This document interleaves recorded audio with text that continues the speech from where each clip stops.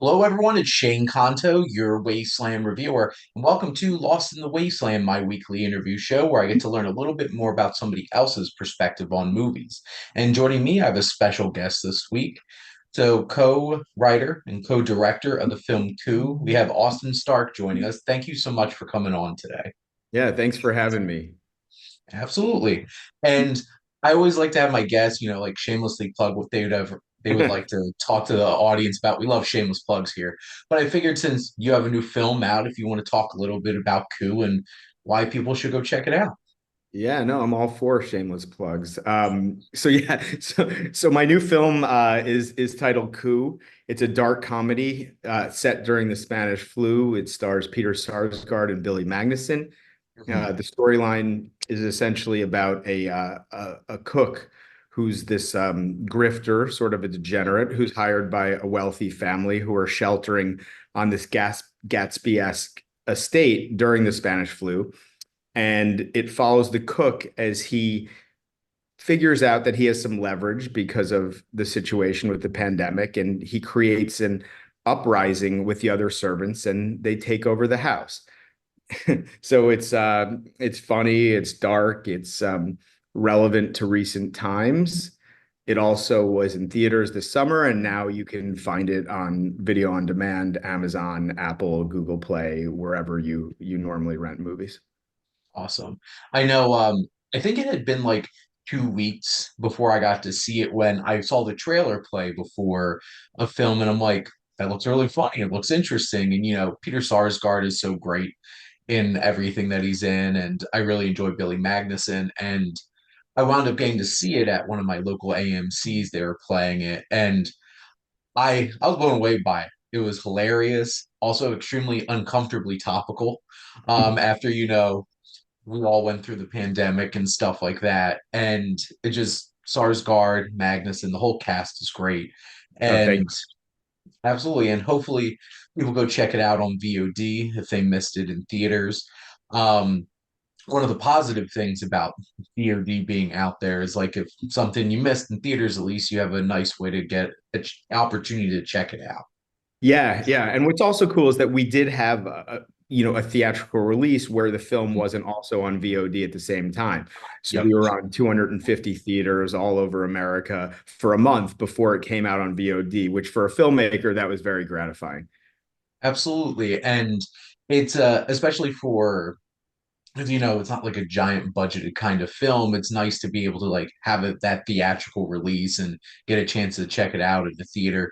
I'm lucky I live about 20 minutes from an AMC 24. So they have a lot of screens and they'll show some smaller films and stuff like Yeah, that. So I got an that's opportunity to great. check it out. It's And, so rare these days. And with Coup specifically, it's a fun film and it should be seen mm, with other people. So, yep. because the difference is significant watching it on a big screen with an audience versus sitting at home by yourself and watching it. But still, we want everybody to see it. So now it's available at home and hopefully you all will check it out. Absolutely. Yeah. Now, jumping into our questions here, and this is a fun question to ask. I've been doing this for over 200 episodes, and I never thought when I first started doing this how much people dislike this question. But Austin, what's your favorite film? It is really a tough question because I have like there's sort of it sort of shuffles from time to time, especially based on recent films. Yeah. But I would say all time it's Mhm. Shawshank Redemption. Just a an incredible portrait of redemption, and the performances. Tim Robbins and Morgan Freeman are first rate, obviously, and fantastic cinematography and just a film that affects me on a visceral level and to this day. And I go back to it every once in a while. And I think if I had to pick, it would be that film. I remember seeing it. It was one of my best friend's favorite movies, and I finally sat down and watched it with him when I was in college, and it hits on so many different levels. I can't even like you can't even think about Brooks was here without like getting some kind of emotion, some kind of emotional.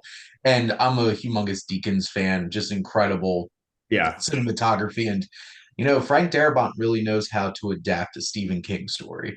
So it was certainly a special one. Yeah, I mean, if you think about other Stephen King stories that have been adapted, and then you think about Shawshank, it's really just operates on a whole other level, and that's a testament to Darabont and Abs- Dickens as well.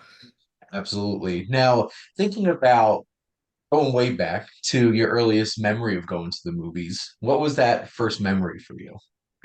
It's actually Eddie Murphy's Raw in 1987. Nice. My parents, without knowing what it was, because it was just like Eddie Murphy, they thought it was going to Yeah. be dumb comedy, and they took me to Raw, which was completely inappropriate for an 8-year-old. Yeah. And and I had no idea what he was talking about because I was too young, and so I Yeah. was just kind of messing around and like rolling around in the aisles and walking around the theater, and eventually they just, we left. But I have this very distinct memory of that because I had, the expectation was it was this big 80s like Eddie Murphy movie, and it just Mhm. wasn't that. It was this inappropriate um stand-up comedy. So that is my earliest memory. It's very funny because I grew up watching like The Nutty Professor and Dr. Dolittle and Shrek. And then you realize that no, Eddie Murphy was not always family friendly. And Exactly. especially like that stand-up show was something else for sure. Yeah, no, And and I've seen it many times since then, and I love it, and it's yeah, hilarious. But it's just interesting because I just like had no idea what was going on, but I remember being very excited to see it because of the expectation of what my parents thought it was. absolutely. Now, a couple of like specific favorite type questions, but do you have a particular favorite genre of film? I would say thriller, Mhm. um, and specifically, I love the '70s paranoid thrillers. Yeah, like Marathon Man and Yeah. All the President's Men, 3 Days of the To the Condor, Condor. those types of films. But yeah, I love all types of films and Mhm. sci-fi and horror as well. But if I had to choose, it's thriller. Yeah, that was a very specific decade where a lot of Americans, lost faith in government at that point with the whole Watergate scandal and stuff like that. And being able to like turn that screw on something like that with those paranoid thrillers in terms of 3 Days of the Condor, definitely one of them, Marathon Man, Dustin Yeah, oh, I love Hoffman, Marathon Man. Yeah, that's one of my favorite films for sure. Laurence Olivier just being extremely creepy, unnerving torturer man. It's just like, nope, this is this is uncomfortable. But that for sure. Now, behind the camera, obviously you've got an opportunity to make some of your own films, but do you have a particular favorite filmmaker? It's a tough one because I love so many different filmmakers, Yeah. but I would say Paul Thomas Anderson Okay. if I had to choose again. And I think that's also a product of that I've grown up Hmm. while his career has taken shape. Hmm. Magnolia, Boogie Nights, some of my There Will Be Blood, all some Hmm. of my favorite films. Yeah, There Will Be Blood's definitely one of my favorite films. I recently was recording a podcast about and just reflecting upon just. And it's such a different film for him too at that point because you had like Hard Eight, Boogie Nights, Magnolia, and then it's like this, and just Daniel Day-Lewis, who apparently just recently announced he's coming out of retirement. Yeah, I read To that, which is Yeah, very exciting for his son's film. Yeah. absolutely. Well, if it was going to be anybody, being a supportive dad seems like a very Oh good yeah. I place would to hit him be. up too if I were his son. That's But actually, yeah. That's funny. yeah, it's Paul Thomas Anderson has such interesting range in terms of the types of stories, but he always has that there's always like a very visceral, intense nature to everything. And he really knows how to put you on edge, just like the Alfred Molina scene from like Boogie Nights. It's just like, I've never thought I'd be so tense listening to Sister Christian my whole entire life. But Paul Thomas Anderson did it. Exactly. And There Will Be Blood specifically is such a simple story. And Yep. it really just shows what, if you really dive into character and cast incredible actors, what you can do with something that so simple. Absolutely. And thinking about in front of the camera, who are some of your particular favorite like actors, actresses? Daniel Day-Lewis, I would say, is my favorite actor of all time.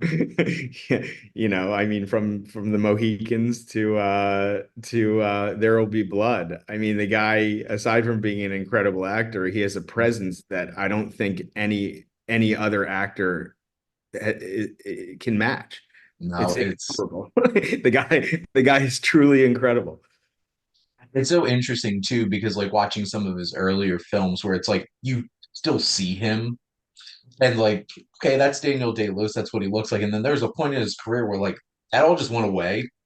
And just like you watch Gangs of New York, there's no Daniel Day-Lewis left. Yeah. That's William Cutting.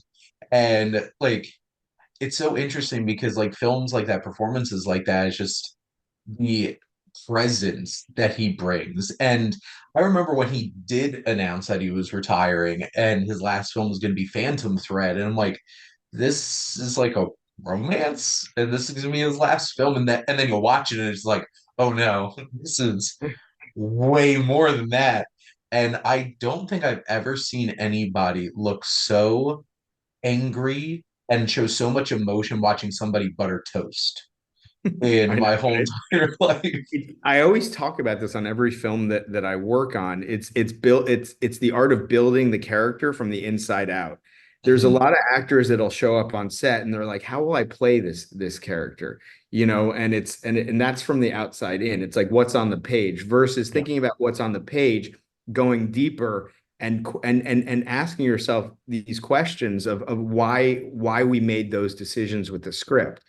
And a lot of actors are able to do it, but he's able to do it in such a way where he ends up really becoming something else and embodying a different being. It's not even a character at that point.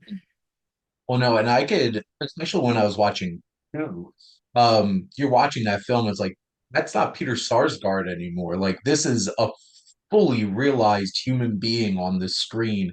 And like all the perfect choices, like the facial hair, the outfits, and everything just coming together. And it was something special to watch. And when you can watch a film and see an actor just disappear, that's Yeah. something special. Yeah, no, and Peter is also one of the most talented actors working today. And when he showed up for pre-production, Mhm. he had already developed this entire world for Floyd Monk that wasn't on the page, that some of which we had thought about when we were developing the character, but a lot of it not, that he had just made these choices in his Mhm. backstory that were very compelling and ultimately made the film so much stronger.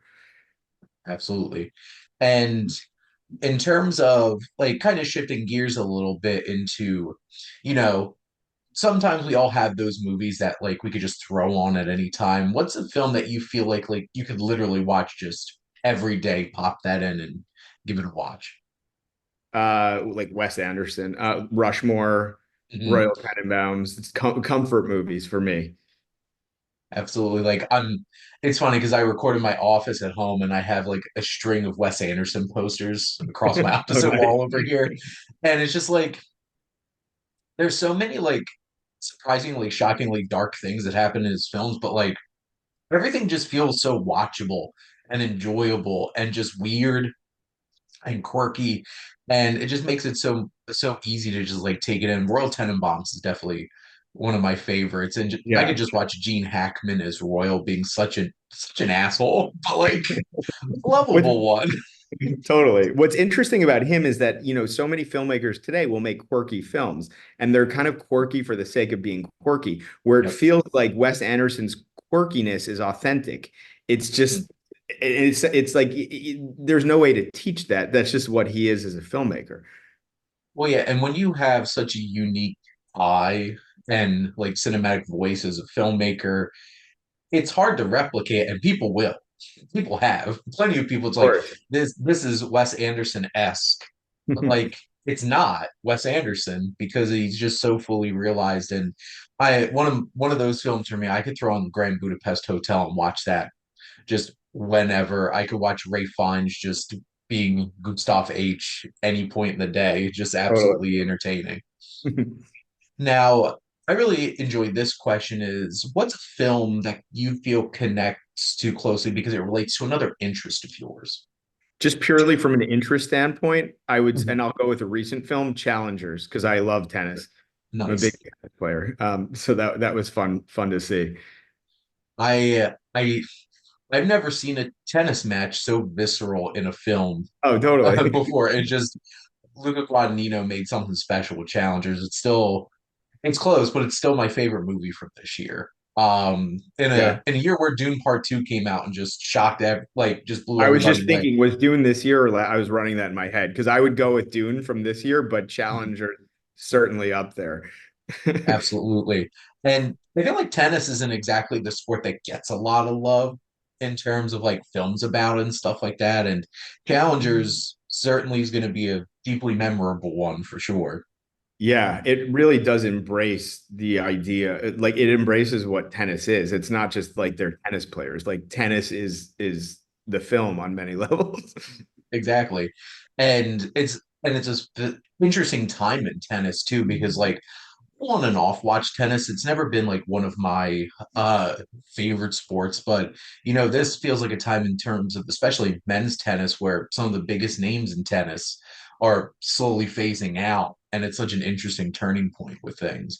Yeah, I watched that Federer documentary that came out on Amazon over, I think that was the summer. It all blurs I together saw at that some too. point. What do you think of that? I thought it was very interesting, kind of like send off kind of thing. And it was interesting getting to see into his life a little bit more, which also on some level is very much tennis. Yeah, of Because course. like his wife was a tennis player and it's interesting with those very like individualized sports. It's like your whole entire life gets engulfed in that. And back to your point, like I think challengers really capture that like all three of their lives were like tennis. That was Yeah, it. exactly. And they had that I connection with love each when they can do that. If you're gonna give characters careers and get into it, like make it relevant to the film. Otherwise, don't other. go there. Um, Absolutely. And in terms of speaking of like characters and really connecting deeply with them, what movie character do you feel like you connect with on a personal level? Um, I would say I'm nothing like this character, but Mhm. I do understand his plight is the dude in The Big Lebowski, where it's like all this guy wants to do is chill out, smoke his Yep. weed, and like and lead a good, healthy life in many ways, and he's just pulled into this madness. Um, so I get him. But Lebowski is one of my favorite films. The Coens are my favorite directors, and that's just a special kind of hey, we all have crap just floating around us all the time. We might not be like the dude kind of cool or we all have our own lives, but like sometimes we just don't want to deal with it. And no matter how hard we try to get away from it, just pulls it in. And I Yeah. feel like it's such an odd film, but that's such a like very human, relatable aspect of the film. Totally. It's It's like you're just going about your life. You don't want to bother anybody, trying to put out good vibes into the world. And like, in everyday life, we're pulled into these annoying, situations and dramas and Lebowski, obviously it becomes a nightmare for him. But we can all empathize with that on some level. we all have that friend. We all have a Walter in our Exactly. lives, and Exactly. We hopefully have we're that. not a Walter. Yeah, and if we are, we wouldn't even know. No, he definitely does not know he is that friend. Which is one of the best parts of the whole movie is the fact that he is so oblivious to just how much he is. It's a Totally. fact. Oh man. Now, this is always a fun question too. What's a film that you love that you feel like would surprise people? Old school comedies like Groundhog Day, What Mhm. About Bob? Which actually we looked at What About Bob as an inspiration for Coup. Mhm.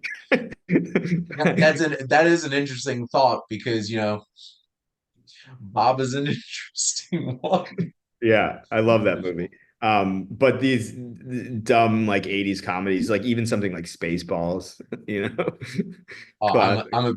I'm a big Mel Brooks fan, and his films progressively got dumber as his career went on, and they got a lot more simple, just recycling jokes. And is there a whole lot of depth to Spaceballs? No, it's no Blazing Saddles or something like that. But it's just so much fun. And like if you love Star Wars and other like sci-fi stuff like that, it's just such a fun send up of all of that. Exactly. It just mindless entertainment that, that has Mhm. always resonated. My sister and I used to watch that film when we were kids all the time. Nice. Like that was like our go-to. I think the first time I ever watched it was I think it was like TBS doing their like annual New Year's Eve marathon, and they had been advertising and I saw like it looked like Star Wars. I'm like, but it's not from Star Wars. And what is it? And then I finally watched Spaceballs. I'm just like, this is a lot of fun, and search for more money apparently is happening. Because we'll see how that turns out though. Yeah. Now Now, Austin, my last question for you is what do you love most about movies? I would say that it's just storytelling in its purest form, marriage of images and sound and acting, and it's an art form that is so unique in that way, where it's combining all of these other elements that we see in the arts and into this vehicle that can be so operatic and moving. Mhm. Yeah, and that's one of the things I love most about film is just the melding of so many things and being able to tell so many different kinds of stories. And, obviously there's things like there's the hero's journey, there's things that we've seen done over and over and over again, but just being able to revive it in new and interesting ways is so special. Yeah, for sure. And you can go to other places. You can meet other Mhm. people that you wouldn't have ordinarily met. You could go to, different places in history and learn about at those times. So filmmaking offers so much. Absolutely. Now, Austin, I really appreciate your time today. And how I always like to wrap up my show is I let my guests ask me a question. So, what would you like to ask the Wasteland reviewer? I would say what character would you say that you personally connect to most? So, this is an interesting one. And I want to preface I have not experienced all the things that this character has experienced. It's more from like their personality and such. I Yeah. remember This was the watching, hardest one for me. I yeah, said it before we started talking, well, but because we're humans, we're complicated, and there's so many different layers to our experiences. But I remember watching Perks of Being a Wallflower for the first okay. time. And just, I felt like I was Charlie. I was that kid in high school. And it took me until college before I did make those connections that he winds up making. But I was the reader. I would have loved wish Paul Rudd, that character, was my English teacher in high school, Me too. and and like giving you like extra book assignments and stuff like that. Because before, I think it was sometime in college where film really took off to be my thing, and before that, it was really reading. Reading was something that I did a lot more than watching movies and stuff like that. And Mhm. just Charlie as a person who's just like, he's struggling to connect with people and being able to, really find friends. And I haven't had the exact moment like he did with the whole saying the most horrible wrong thing at a party in front of all your friends. But like I've had moments where like, especially like my freshman year of college, where it's just like I did something that like because I didn't spend a whole lot of time hanging out with people before college. I was a pretty solitary kind of person. And Mhm. just relating to all those kinds of things and growing and stuff like that. And that was one book that I was very excited to after I saw the film, checking out the book and reading that as well. But that's a film that I'll always have a strong feeling for because like I felt seen a little bit in terms of Charlie and Yeah. specifically personality wise and my experience socially and stuff like that. Well said. Yeah, he is a very relatable character, and that's an underrated movie as a whole. A- So. Absolutely. I felt like that movie like came out, flew under the radar. I'm like, how did more people not talk about this when this came out?